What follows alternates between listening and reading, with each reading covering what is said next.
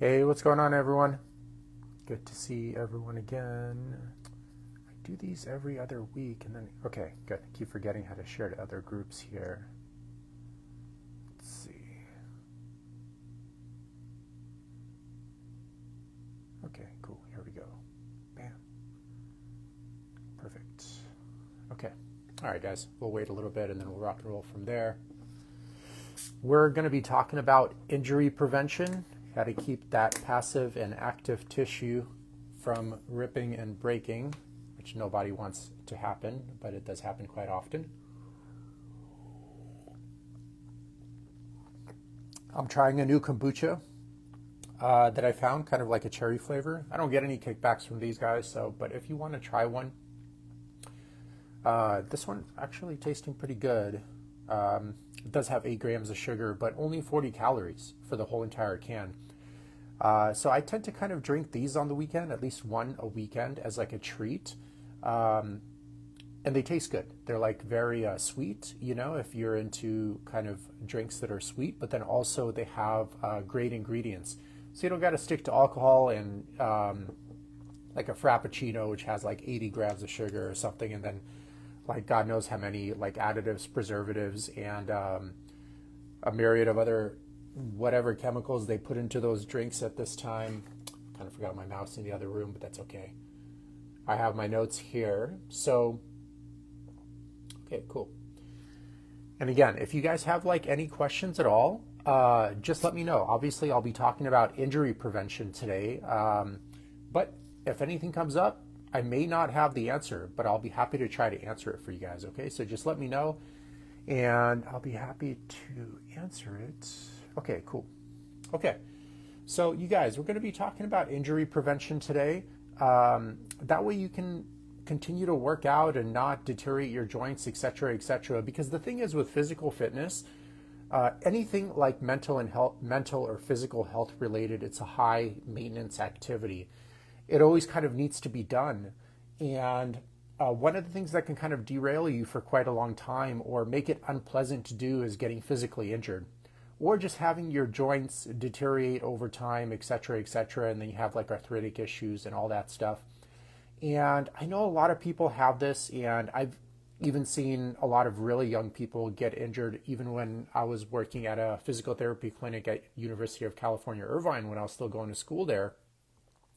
Even seen like 19, 20, 21-year-olds getting already hip replacement therapy. So it does happen at a young age as well, especially when one is really reckless with their training.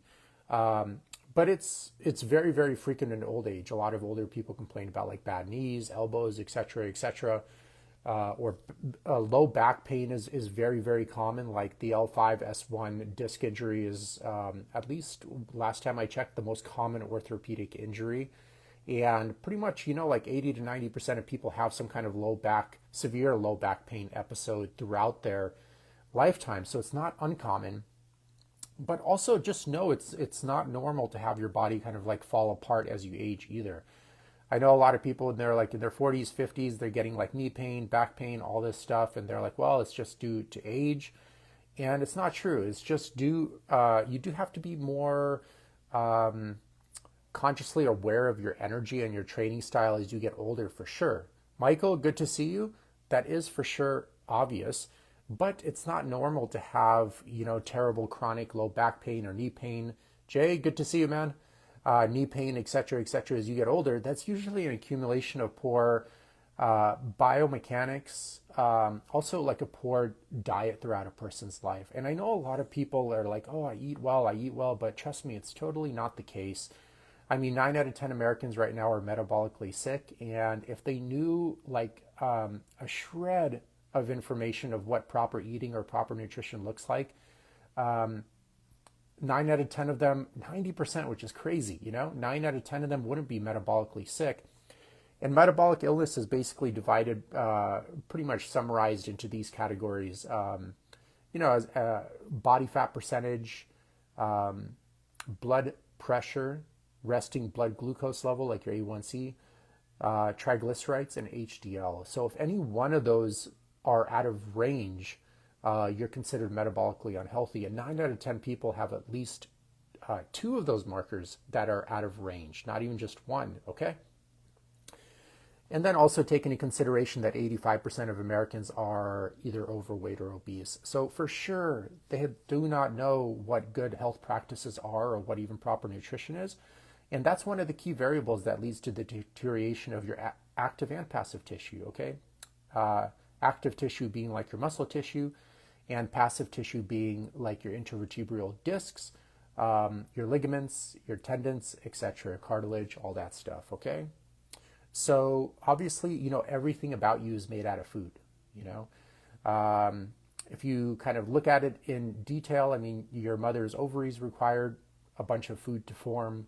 Your father's sperm required a lot of food to form. Then when your mother was conceiving you, that required a lot of food to successfully progress through that stage.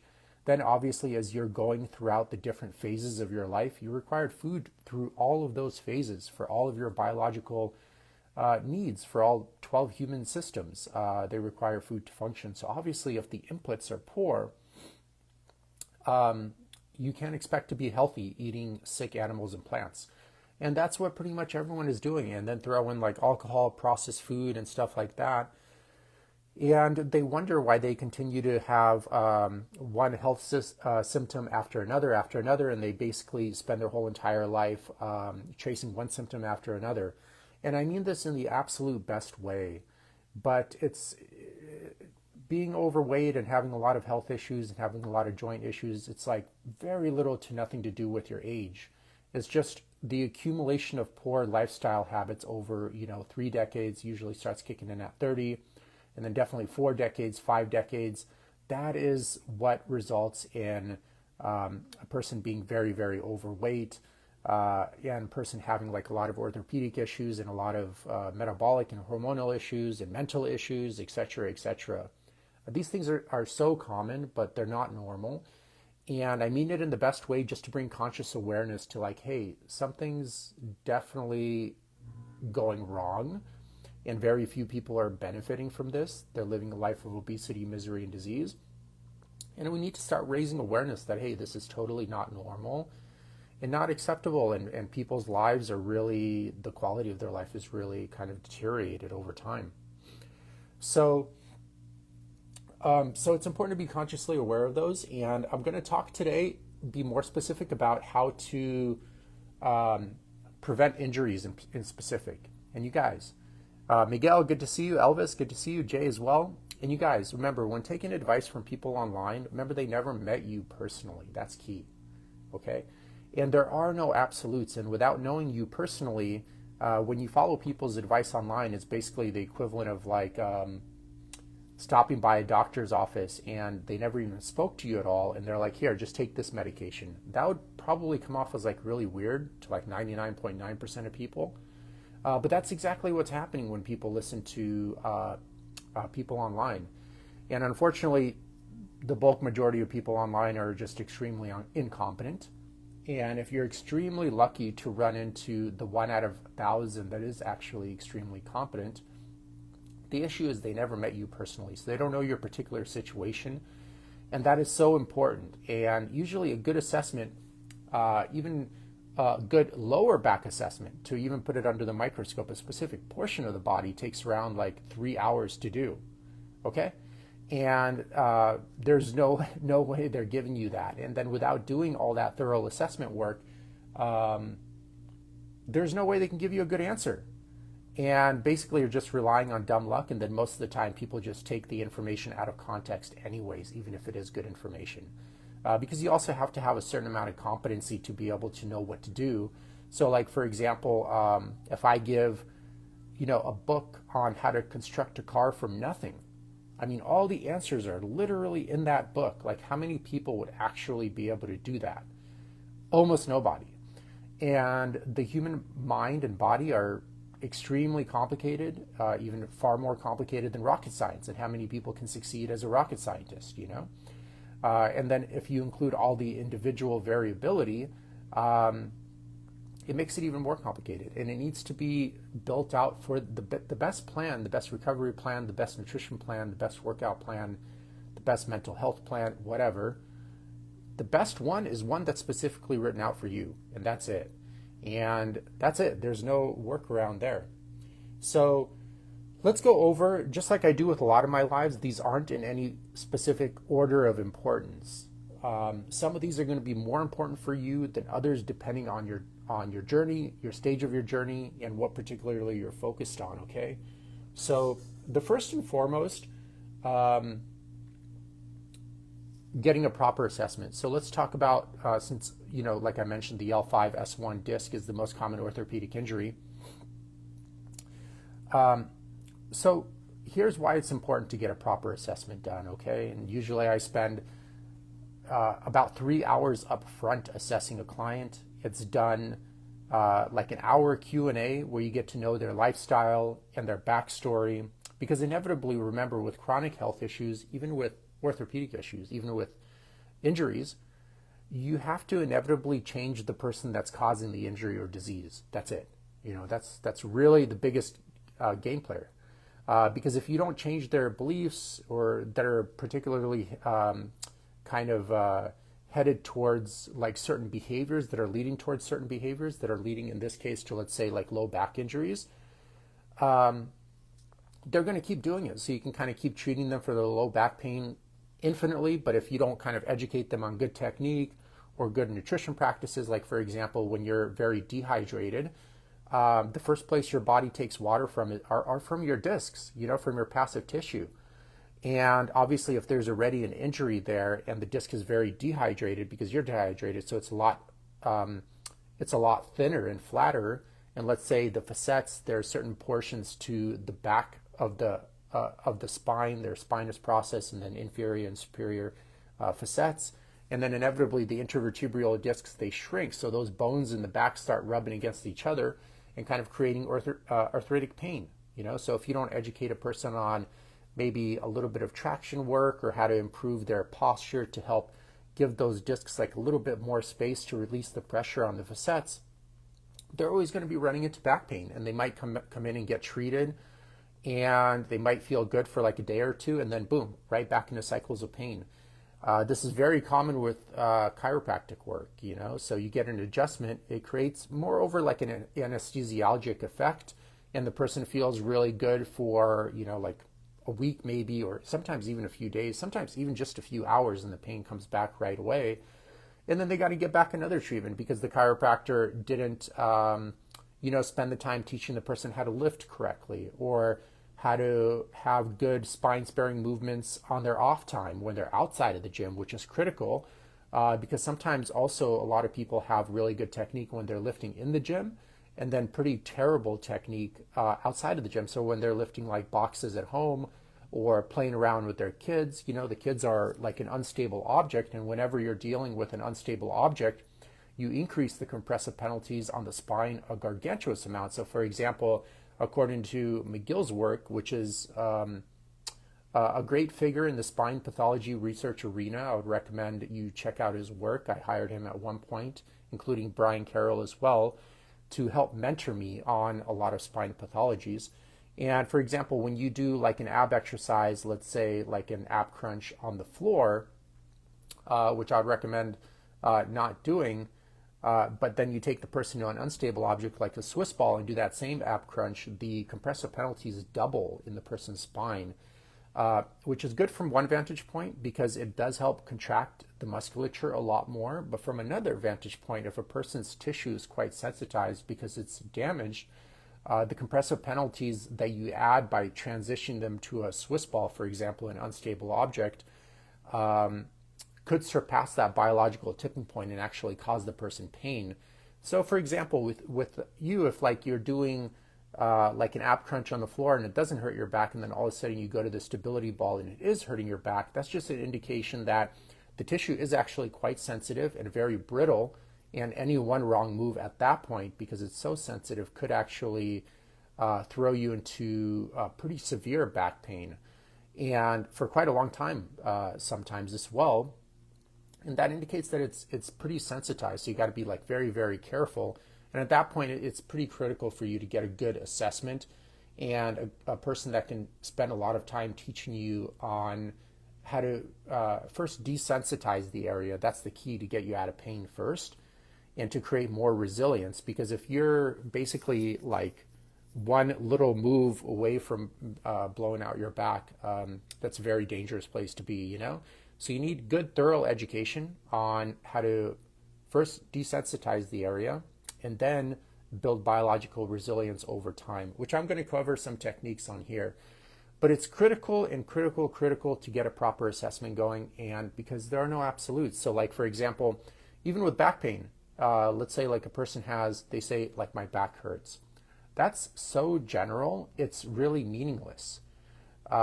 Saying like my back hurts and I have back pain is the same as saying like my car doesn't start. It's like, okay, like why isn't it starting? Is it out of gas? Is it out of batteries? Is the starter broken, you know, or a myriad of other things. I don't know that much about cars, but it could be like a million things. And it's the same with back pain. It's like, why do you have back pain? Well, there's probably like 30 or 40 different types of back pain. Do you have a posterior lateral disc herniation on the L5-S1 to the left side or the right side or both sides? Or is it maybe on the L1, L2 or L2, L3? There are 5 different discs in the low back. Is it maybe an end plate fracture, you know, that's creating a Schmoll's node into the vertebral disc of, you know, maybe the superior of the L5, you know what I mean? What is it? Is it an anterior? Maybe it's not even a posterior disc herniation. Maybe it's an anterior disc herniation, which people sometimes have if they get in a car accident, for example. Is it then to the left or the right side, you know, or is it maybe in the middle? Is it maybe the disc has lost quite a bit of volume because of a past injury, because the discs are composed of, for the most part, collagen and water, but they're composed of 2 different parts. And in fact, it's actually 4. So you got the annulus fibrosus, and it's kind of like an outer ring, and inside of it you have a nucleus propulsus, okay? It's kind of like a gel-like substance. And over time, if a person isn't careful, the annulus fibrosus is basically like a bunch of rings. You can kind of look at them as onion rings. And over time, they kind of break apart, and that kind of gel-like substance in the middle slowly oozes out, let's say, to the posterior side of the spine, and eventually kind of creates a disc bulge. And a lot of times people are like, well, I have pain in the disc. Oftentimes it's not really pain in the disc, but moreover, the disc pressing on the nerve and creating nerve pain. In a long enough time frame, what happens if you keep injuring your back, there are certain nerves that impregnate the disc material, and it does this basically as a defense mechanism, because your body uses basically pain to tell you that you need to stop doing whatever you're doing. So if you have like back pain, it's basically your body's way of telling you, so first of all, the injury has already happened if you're actually already having pain. And then it's your body's way of telling you need to stop doing what you're doing or do what you're doing differently. And it's not your body's way of telling you need to kind of grind through it, because back pain, especially nerve pain, you don't habituate to it over time. It actually becomes more sensitive over time. So for example, like a good example is like when you hit your toe on an edge of a bed. The first time it's like a little bit painful, but you really don't feel it. But then if not too much time goes by and you hit it again, it hurts quite a bit. And then the third time is basically unbearable. And it's the same kind of with nerve pain. You can't get used to it. It just becomes more and more sensitive because, again, your body is just desperately trying to tell you, like, hey, do you need to stop doing what you're doing, or your chances of survival are going to diminish in the external world? Because you have to remember the central nervous system's only role is to get you to survive in the external world, and that's it. And also just basically organize atomic matter into an abstracted way, like a certain interface, so that you can interact with the external world in an efficient way without getting overstimulated, because what the 5 human senses could actually intake is quite limited. So you never quite also see reality for what it is. You just see it in a very dumbed down version. You can check out Donald Hoffman's interface theory if you want to know more about that. But that's it. Its only role is to get you to survive better in the external world, and it uses these pain signals to do so. And a lot of people obviously don't listen to the pain teacher, especially in America. Like the the saying I always say, it's like, if you have a rock stuck inside your shoe, the common sense approach would be to, take your rock out. 5-year-old child can understand this. Take the shoe out, take the rock out, put the shoe back in, and all of a sudden you're walking pain free. And I would even argue just maybe educate the person a little bit better on how they can tie their shoes differently so they don't get rocks in there again. But super quote unquote intelligent, not very intelligent, people in America are like, no, I'll just keep the rock there, but take painkillers instead, which is so stupid. But that is how people approach healthcare in America or just Western world in general. They just don't want to change. They don't want to listen to the pain teacher. And oftentimes they just, even if they do want to change, they just don't have the education to even know what to do. And unfortunately, the online space, I feel, it makes it exponentially tougher to find the right answers, because typically the personalities that stand out online are giving more absolutes solutions. And they do this because that's the only way to basically gain the attention of the mass market. You have to dumb your message down to the intellectual level of the general audience, which is quite low. And if you actually give them real answers, you'll find out it's actually quite complicated, as I'm just giving you a brief example here, because there's a lot of nuance with human health. And understanding this nuance is so important. And there's a good book called Factory Farm. It's Animal Farm. Factory Farm is my book that I wrote. Animal Farm, but I guess you now know where I got the idea from. Animal Farm. The pigs that took over the farm, they made a short saying to help control the sheep. 2 legs bad, 4 legs good. For those that haven't seen that movie, it's basically kind of a comparison to communism, but it's really a comparison to any kind of government system, where the pigs, they got sick of the farmer because the farmer wasn't taking care of the ranch, and they kicked him out, and they took it over, and the pigs became in charge. And to control the sheep and the other animals, they basically created a slogan like 2 legs bad, because you got to have an enemy, right? 4 legs good. And the sheep would rehearse that like 2 legs bad, 4 legs good, 2 legs bad, 4 legs. Same thing. Like with the vegans, meat is bad, vegetables are good. Sounds familiar, right? Or with the carnivore community, meat is good, vegetables are bad. Or with the keto community, like any kind of trendy diet, I can tell you right now, is total BS. If the best way to tell if someone's going to fail their health journey or weight loss journey or whatever is if they tell you they're following a trendy diet, like Mediterranean diet, keto, fasting, whatever. That is already indicative that's like their understanding of nutrition principles is basically zero, and they will for sure fail. It's just a matter of time. Same exact thing with the Ozempic crowd, but they'll fail for different reasons, simply because they're not meeting the problem at the level of the problem. People with weight challenges, their problem is oftentimes at an education level, and then also at a thinking and emotional dimension, and you can even expand it to a spiritual dimension. And all those drugs do, like Ozempic, is tackle it at a biological level, which never works because you're not meeting the problem at the level of the problem.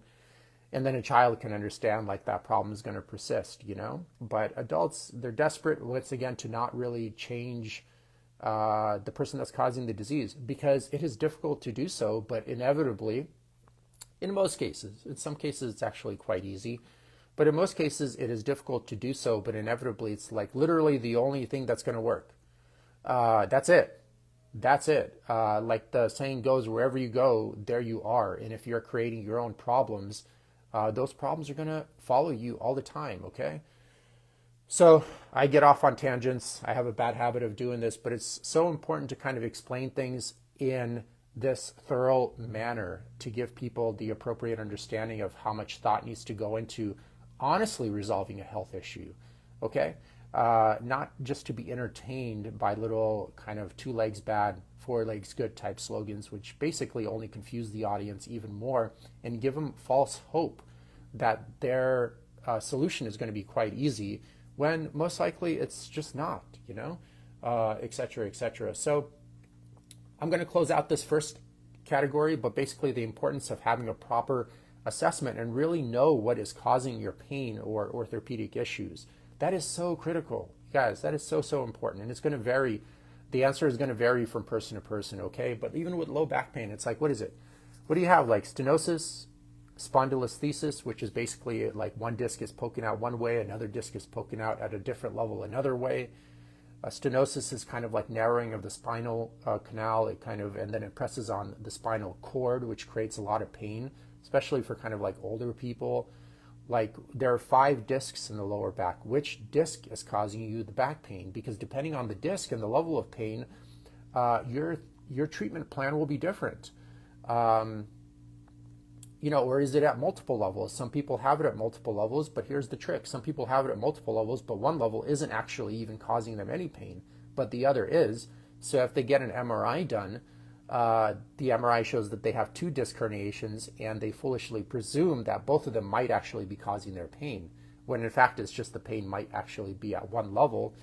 And then another thing with the MRIs, for example, is they always have you laying down. So sometimes when people straighten up or go into a neutral posture, the disc material could be dynamic. So for example, if you're bending over, the disc pops out and presses on the nerve and causes you pain. But if you stand straight up, it pops back in. So when you take the MRI, you're obviously laying straight down, and it's not going to show. So you take the MRI, and it shows nothing, and they're like, well, your pain is all in your head. It's like, no, if I just kind of bent over for about 30 minutes or so, or 20 minutes because of passive tissue creep, that disc would have poked out and stayed there. And then if I took the MRI, it would have showed that, hey, there is posterior lateral disc herniation, let's say in the L3, L4. And that's what's causing me pain. This happens all the time, guys. And there is the art of assessing has gone out the window because of the consolidation of the health industry. And unfortunately, it's probably going to get worse as well. So as you get these mega hospitals that basically, I mean, the doctor spends like 5 minutes with you and then basically just throws drugs and surgeries or injections your way, and that's really it. But again, I've thoroughly studied, like Paul Chek's and Stuart McGill's work among like various other practitioners as well. Just assessing the low back thoroughly to give a person appropriate answers takes like 3 hours. Minimum. That's presuming the person isn't completely like destroyed either, So if your healthcare provider, if you're showing up with back pain and they're giving you answers after already only talking to you for 5 minutes, like, dude, you need to run so far away, because either this person's so incompetent or stuck into the normal healthcare system, which we virtually have, that doesn't let you assess a person because you can't bill them, basically bill insurance for that, okay? But it's so important. Anyways, guys, I'm not going to get too sidetracked here. Just know that assessments are critically important. There are no absolutes with anything health related. And if you visit a psychologist, a psychiatrist, a family physician, a personal trainer, and they're spending like less than 2 to 3 hours assessing you for first-time visits, huge red flag, like run away. Run, trust me. Okay, here are some other things. So on top of getting a thorough assessment and know like thoroughly what is going on and what's leading to your injuries or joint pain or whatever, disc pain, the disc is a joint as well, et cetera, but that way you can meet the problem at the level of the problem. It's like also like what's causing this person his pain? Does he just not know how to lift? Or is he not eating properly? Or, is he not resting properly, et cetera, and thus like overtraining, and is that causing the injury? All this stuff is, if you want an honest resolution, not just to play games that throw money away, all this stuff is critical to understand, and it's common sense once you see it. You're like, of course this is how you resolve a problem. Of course, but okay, well, go get that kind of treatment in your local healthcare provider. Okay, so here's some things like I do to kind of avoid injuries, okay? One, it's critical when lifting. It depends on your physical activity. I'm going to stick to kind of gym workouts here to kind of not be too dispersed, okay? It's critical to train yourself to learn how to keep tension in the targeted muscle group the entire time. Sebastian, what is going on? Ahmet, Adolfo, good to see you. James as well. So like, for example, let's just cover something as basic as like a bicep curl, okay? So it's critical when you are curling throughout the full range of motion, and we'll talk about what even full range of motion means. When you're curling throughout the full range of motion, it's critical to make sure you're keeping tension in that muscle the entire set from start to finish, and that you don't have any breaks in tension at all, because inevitably when you break in tension, all those forces have to go to your joints as well. And also that break in tension is usually where that injury happens, like when people have those bicep tears, for example. You see them on the preacher curl quite often, or on the deadlifts as well, etc., etc. So keeping that continuous tension, and some people get it right away. A lot of people, they just need to practice it. But the good thing is if you're training like 4 days a week, you have more than enough time and volume to kind of practice and make this instinctual. But that's critical. You have to keep the tension in the targeted muscle group the entire time from start to finish. Yep. Yeah, no problem. We got to do a podcast soon as well on, I'm sure we can cover various topics, but that's critical, you guys. And you got to do that with every muscle group, So if you're doing like an overhead press, you got to keep the tension in the anterior and maybe the medial head as well the entire time, all the way through, up and down, without having any of those breaks in tension. Because the second that tension breaks, that's when your chances of injury could happen. Will it happen? Maybe not. But are the chances greater? Yes, they are greater. And also just having that deep focus just alone can help you prevent a tremendous amount of injuries as well. Okay, so having that deep connection with the muscle and that tension is critical. You heard about mind-muscle connection. So one thing you can try to do is, like, for example, with bicep workouts, you voluntarily flex the arm as hard as you can, and then you use the external weight to facilitate that voluntary contraction you are already creating. Okay? That's another way that can help a lot of people keep that continuous tension in the targeted muscle group the whole time, all right? In terms of full range of motion, I know online they're like, you got to use full range of motion all the time, etc., etc. So full range of motion will vary dramatically from person to person and even from lift to lift. So full range of motion is basically the range of motion on a particular lift where you can keep that continuous tension without having a break in tension throughout the entire movement.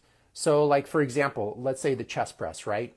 So with the chest press, as you're pressing down, let's say you get to this point right here, and all of a sudden after that point, you lose the tension in the chest and you start feeling in your shoulder. Okay, you surpassed the range of motion for the chest, for that lift, for you in particular. You can't look at guys online and they're like going all the way down. So first of all, like 1 out of 10 people even has the flexibility in their rotator to do that. And I guarantee you a lot of the guys that are doing that aren't going to be doing that if you do a 5-year follow-up on a couple of their videos, because they would have had a shoulder injury by then. Okay, especially since the shoulder complex is restricted by a bench on a pressing motion, so which is very unnatural and puts a lot of shear stress on the shoulder.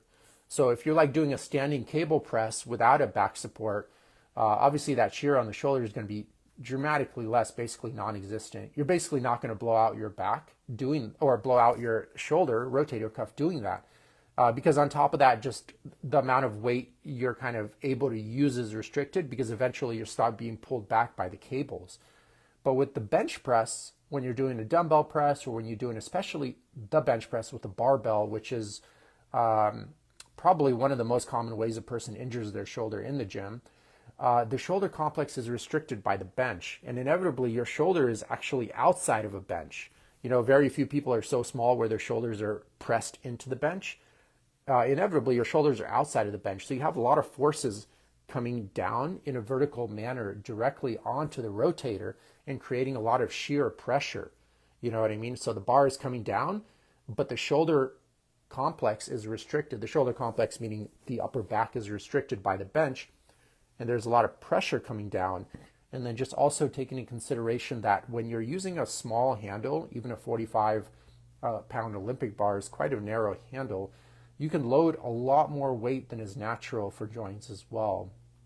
So like, for example, try to deadlift a plate on each side. So it's like 135 at the gym. It's actually quite easy with the bar. But go out in nature and try to lift a 135-pound rock. Just that grip difference dramatically decreases the amount of weight you're able to load your muscle with. So the gym is kind of like a very, you can say, like synthetic way to optimize your fitness. And you could do a great job there.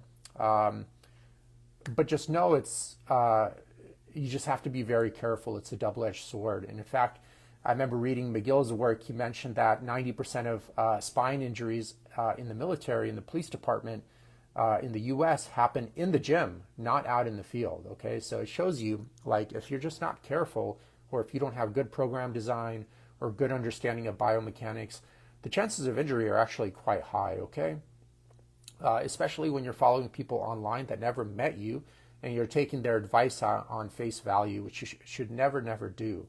The best you could do, even if you find a competent practitioner, which is very rare to do in and of itself, is basically use that as a way to spark an idea of something you need to investigate further.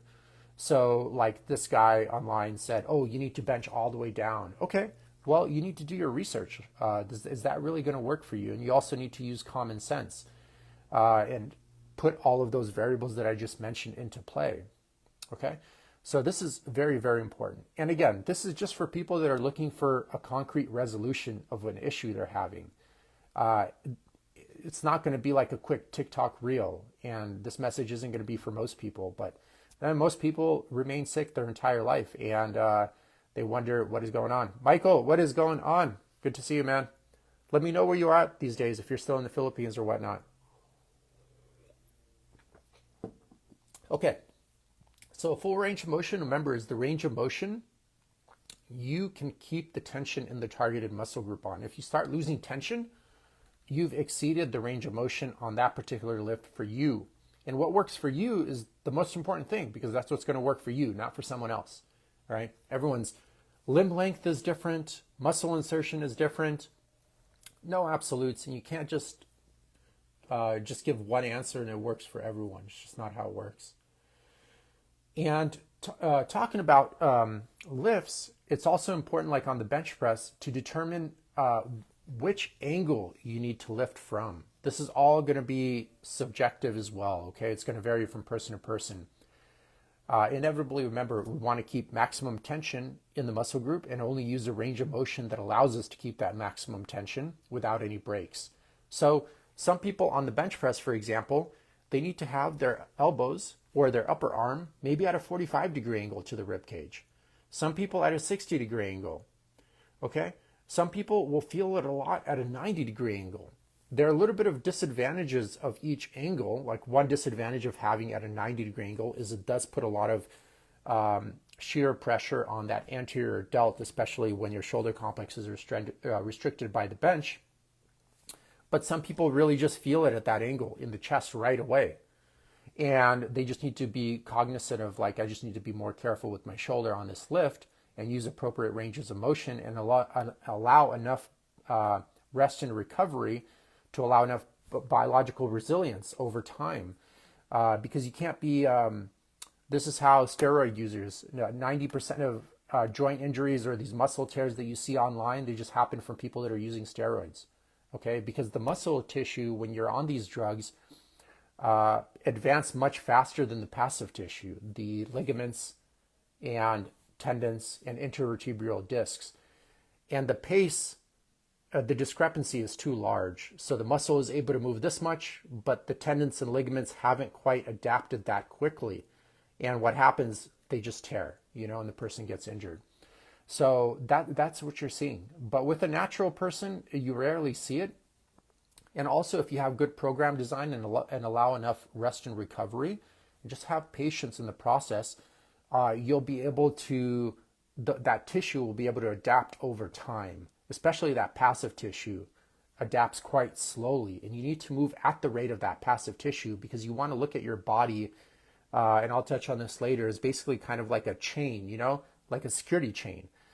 And the chain is only as strong as its weakest link. So you can have, let's say, 10 links on there, and 9 of them are made out of like super high-end metal material from Mars or some outer planet, but one of them is kind of a broken link that's made out of copper, like a very fairly flimsy metal. And that chain is going to be as strong as that weakest link. So that's just how it is. And you got to then bring up your weak link, and your body can operate only at the capacity of your weak link long term. You could operate short term on your stronger links, for example, but injury is always right around the corner. Trust me, it will happen. It's just a matter of time. That's why you see, a lot of these kind of like influencers disappear at 30 or 35. There's too many injuries, too much drug abuse too, with all the anabolics to sustain an image of a physique that's not sustainable. And then also, they're such amazing role models for our youth, basically being drug addicts. What great role models they've become. So all these things are important, and the underlying theme is it all needs to be customized to you. And a lot of times it just takes trial and error to see what works well for you, okay?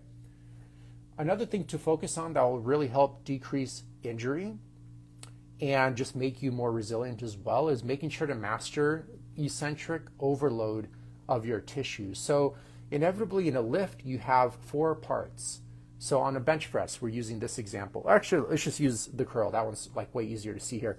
So in a curl, you're lifting up, right? That's part 1. At the top, you have part 2. Lifting down, that's part 3. And then at the bottom, part 4. So there are 4 parts to any movement, and that's the case with any single lift, okay? What you want to master is making sure you have like an eccentric overload. So the eccentric is this part here moving down like a very slow tempo, basically, like 2, 3, 4 seconds. It depends on your program too. In the more advanced phases, you could experiment with tempos more as well. But you definitely don't want to just drop the weight, because once again, dropping the weight results in you losing that continuous tension, which we said was critical.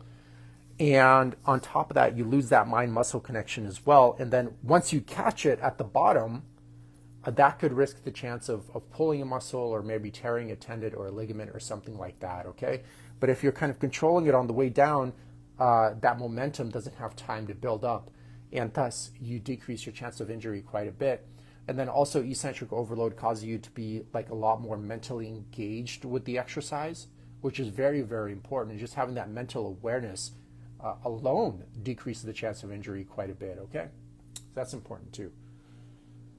Another thing to consider is basically avoiding micro movements. This is critical because basically if you have micro movements, you can't keep that continuous tension. Micro movements are basically kind of like, we've done this, everyone has done this before.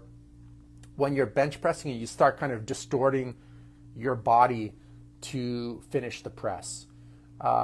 This, first of all, is going to take the pressure off of the chest and most often just put it on the shoulder, okay? And then you're creating that shear pressure we talked about before. But then on top of that, you lose that tension in the connective tissue, and that's how you, not in connective tissue, the actual like muscle tissue, and that's how you increase your chances of injury, right? So you need to be really diligent with avoiding all micro movements, especially when you're lifting.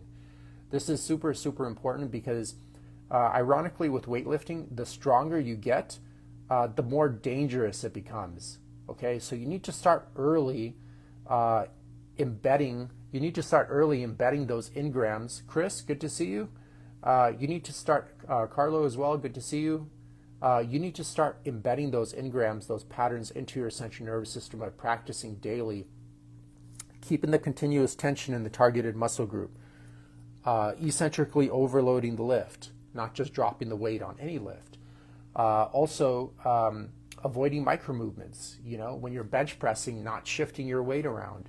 When you're squatting, especially doing a back squat or a deadlift, not having that hip shift or that knee shift. Because under like even 135, it's already a lot of weight.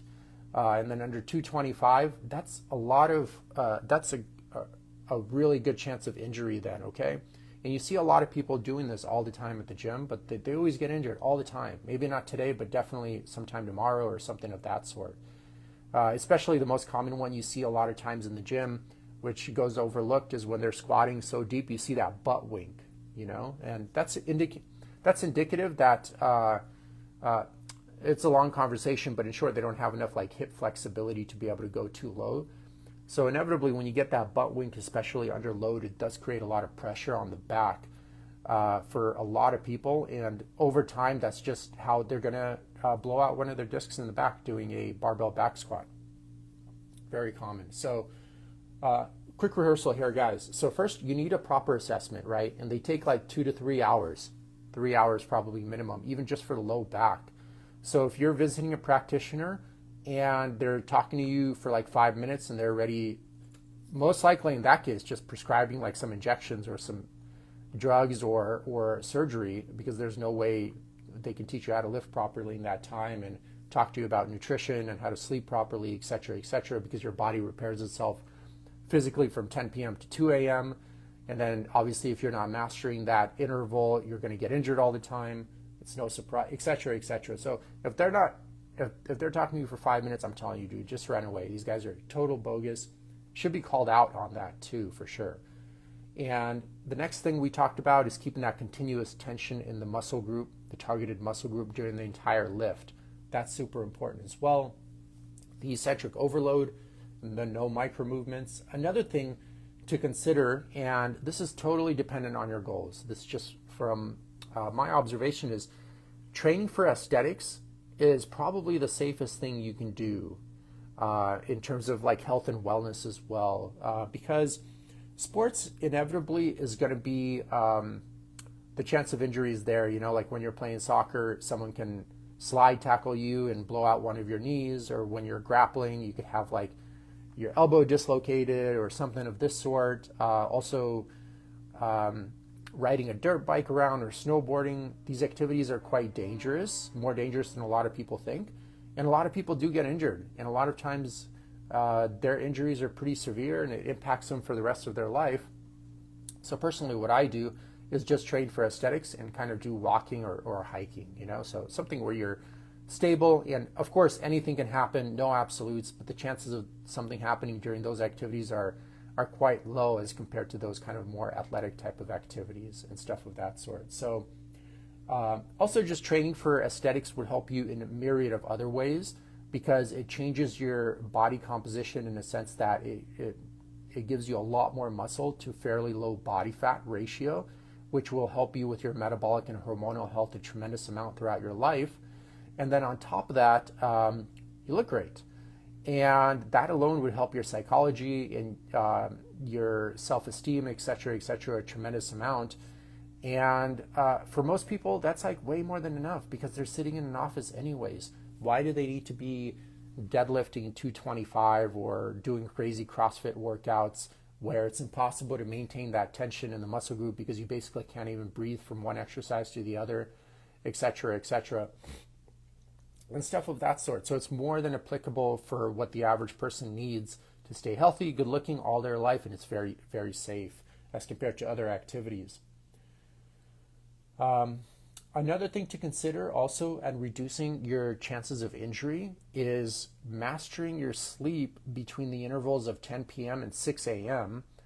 With a heavy focus on the interval of 10 p.m. to 2 a.m. because your body repairs itself physically from 10 a.m. or 10 p.m. to 2 a.m., okay? There's also a lot of growth hormone that's released during that time period too, and that growth hormone allows you to recover correctly, okay? And so it's very, very important to put that under the microscope and master that interval. And there's a lot of nuance there too. A lot of people say they are sleeping well, but let's just give you a deceptive example.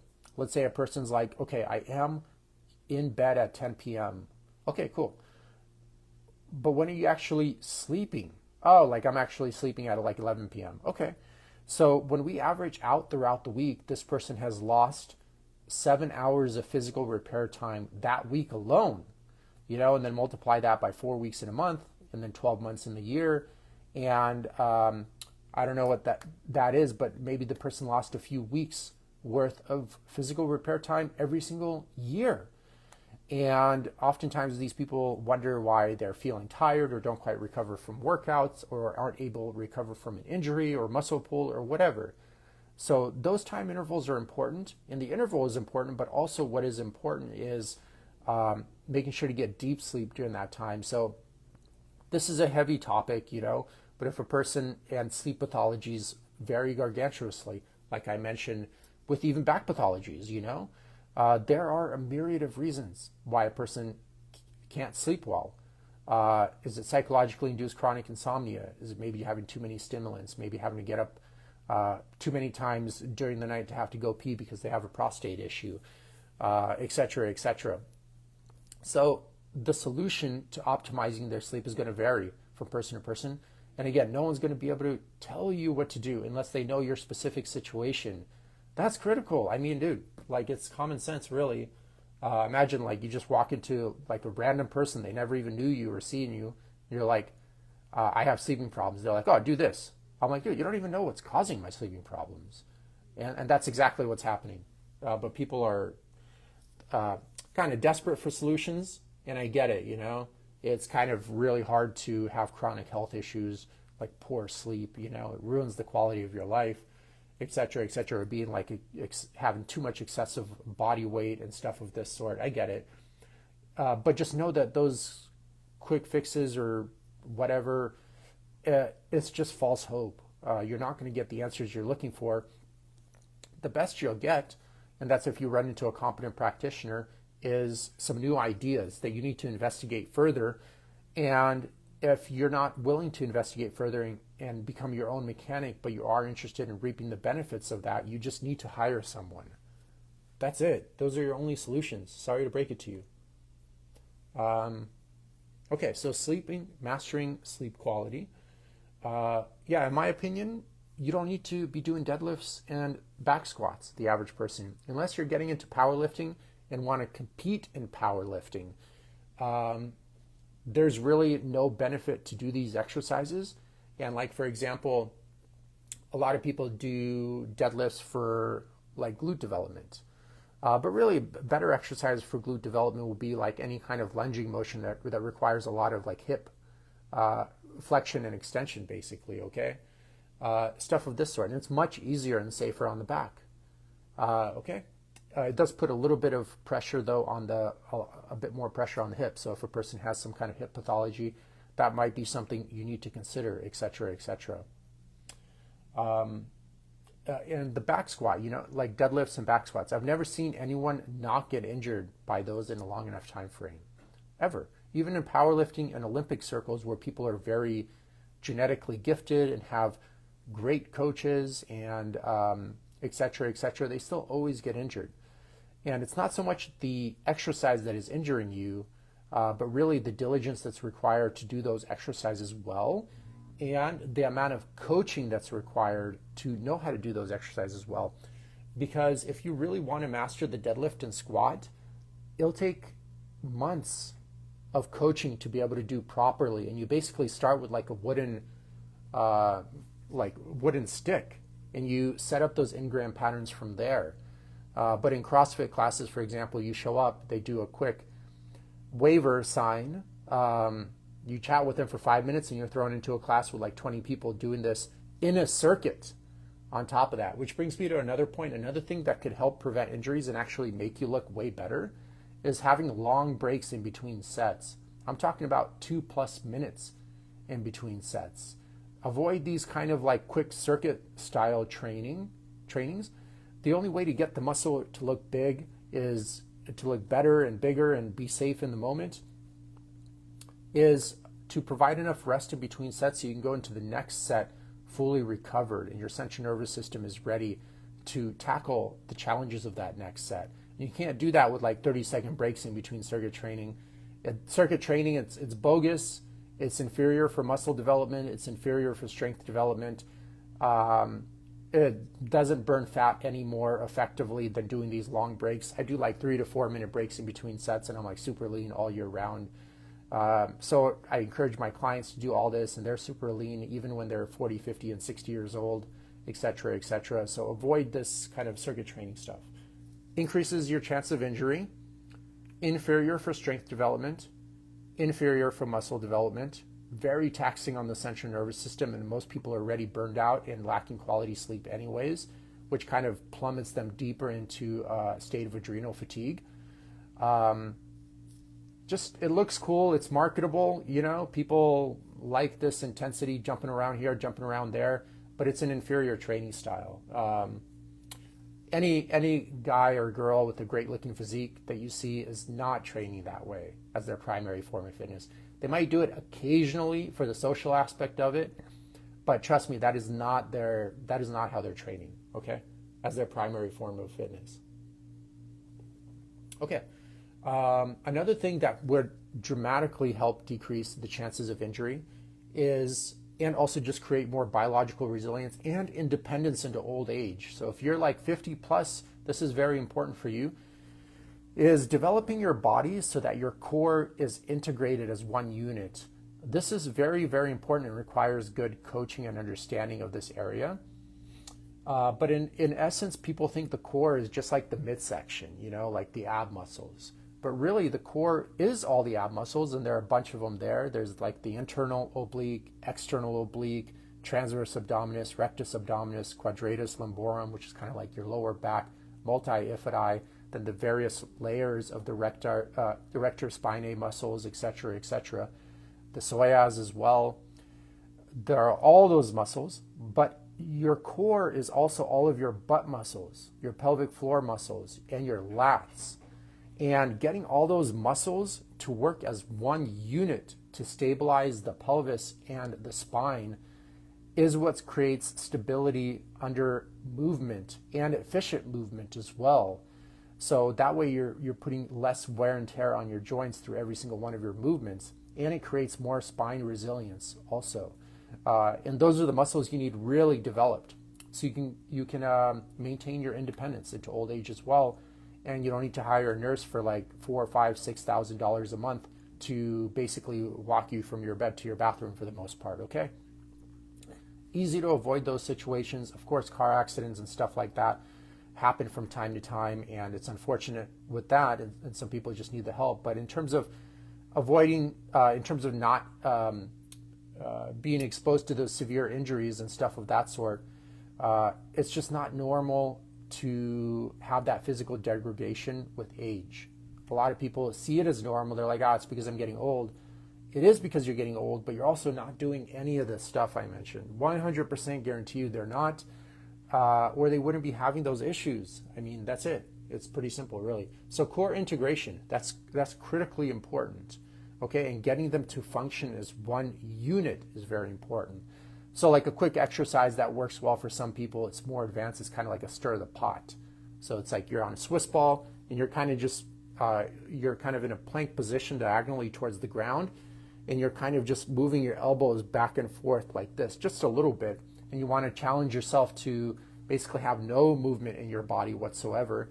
And the good thing about that exercise is it integrates all of those muscles that I mentioned into one unit. And what could really help you is just also voluntarily flexing all of those muscles into one unit and kind of seeing yourself mentally connecting all of those tissues and seeing them as one tissue that's stabilizing the spine and the hip structure. So important. That one is so critical. That one's the gold standard and sets the foundation of all movement, basically, okay? So if you mess that one up, then in a sense, your foundation to your movement is quite broken. And your chances of, you know, this issue here today, that issue here tomorrow, now it's my neck, blah, blah, blah, are going to be much, much higher, okay? Much, much higher. So that one's critical step to focus on. So 2 more things I want to cover here, guys, and I'm going to call it a day. Posture correction.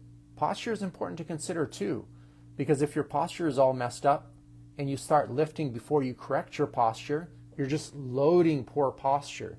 So a typical one is like upper cross syndrome. Lower cross syndrome is very, very common as well. Upper cross syndrome is kind of like really rounded shoulders, really protruding head. Lower cross syndrome is where you kind of look like a Donald Duck, where the butt's like really, butt is really flared out, and the abdomen's kind of like way pushed out, and you can kind of see the spine curvature. The lower lordosis of the spine is quite extreme. So those would need to be fixed, okay, before you start loading that tissue with like a barbell back squat especially, or a deadlift.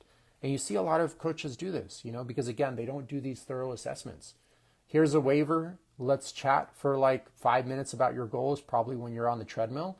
And then let's get you working out, doing these super complicated lifts that take months to even have a beginner understanding of, but you're just going to get a quick 2 to 3 rep tutorial, and then we'll get you on your way. And then if you visit like a spine doctor, they're not even going to work on your movement. Let's say you're having your back injuries because you don't know how to lift properly.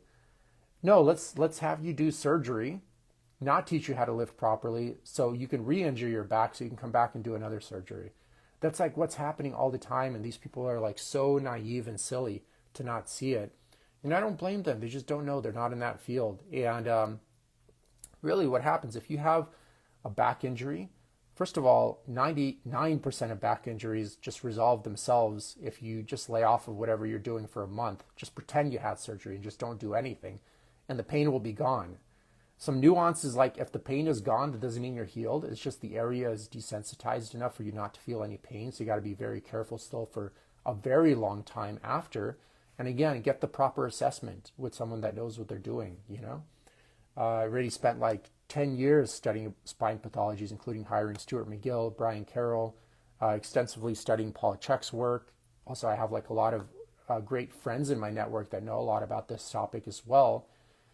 And you need to do all that stuff, because a lot of times people are like, oh, like I had this disc herniation and it was causing me some pain and I got surgery.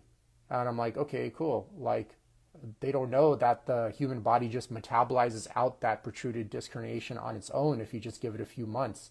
And you don't need someone to go in there and cut you open and possibly clip a nerve, which could cause permanent paralysis, which happens quite often. Or sometimes the tissue heals over a nerve and then you have pain for the rest of your life.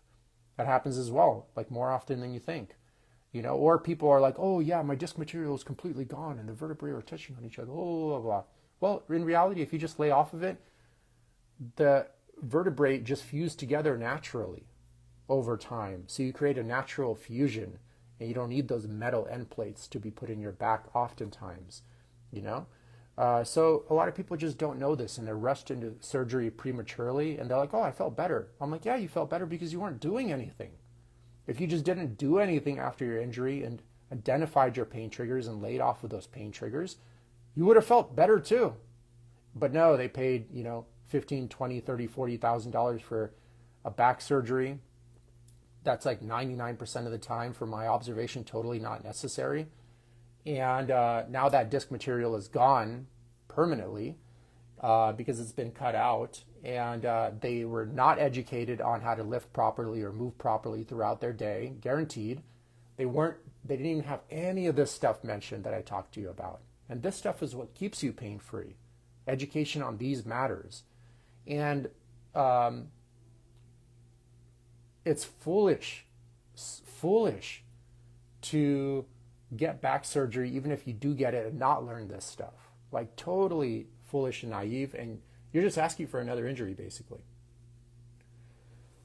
Okay, so last one, guys. Remember, the human body has spent, quite a long time evolving to have basically dynamic movement throughout the day all the time. Low intensity dynamic movement. So when you have low intensity dynamic movement throughout the day, it distributes loads throughout different tissues throughout the day. Scott, good to see you. It distributes loads throughout different tissues throughout the day. And thus no one tissue becomes overburdened and thus brittle. Because when you're sitting all day, for example, and not moving at all, there's certain tissue that build up a lot of tension and certain tissue that relax too much, and it creates like a discrepancy. And this discrepancy is what also contributes to more injuries, especially kind of like if you look up passive tissue creep. The disc material is inevitably water and collagen in the lower back. And when you're sitting even with perfect posture, which I'm not even doing right now, the L5-S1 disc is under 90% compression with perfect posture. I'm not even sitting with perfect posture right now, and nobody sits with perfect posture. Even if they manage to do it, it's maybe like 10 minutes max, and they start slumping over or kind of like leaning back in their chair or whatever. And that disc material protrudes out in a posterior in the posterior direction, And then they go work out right afterwards, and that disc is already kind of bulging out, and they kind of do one wrong move, and it all of a sudden herniates, and the nucleus pulposus breaks through the annulus fibrosus tissue, those rings, and it creates a herniation. It's pressing on the nerve now, and the person is having quite a bit of pain, et cetera, et cetera. So it's important to have that dynamic movement. Inevitably, the human biology basically doesn't change. It takes like hundreds of thousands, if not millions of years to even have the minute amount of change in its structure in any possible way. And you either follow these rules or you pay the price. It's quite simple. You either know the rules of nature or you pay the price. There's no kind of navigating around it or kind of biohacking your way around it. It's either you know the rules, you play by the rules, or you don't, and you have a life full of obesity, misery, and disease, which is basically exactly how 90% of Americans are living right now. And they still think they're totally fine, but that's what normalized mental and physical illness looks, and that is totally what American culture has become. So on a closing note, I've covered this stuff in so many other podcasts, so I'm going to not mention it too much in detail here, but you got to take a look at a broader picture, okay? How's the person's central nervous system management? How's their diet? Remember, all 12 of your human systems are made out of food. If you're eating, poor quality food or sick, your proteins are coming from sick animals and your plants are coming from sick plants that are being sprayed with gargantuous amount of biocides. Don't be surprised if you're constantly sick or your skin is looking bad or you're having mental health issues or stuff of this sort. Look at the broader picture, because you're made out of various systems, and all those systems are interconnected as one system, okay? So as one starts dragging down, all of them start dragging down as well. So, okay, guys, so that's it for today. I'm going to go try to check out the new Jurassic Park movie. It has it in 3D, which I think is cool. And that's it. I hope this helps. The message, the info I'm giving out, it's just for people that want to create real change. If you're not ready for that, this is just going to go in one ear and out the other, because the journey inevitably is going to be difficult, But staying full of obesity, misery, and disease is gargantuously difficult in and of itself. So I guess you got to pick your path, and that's up to you, okay? All right, guys. Hope everything's well, and take care.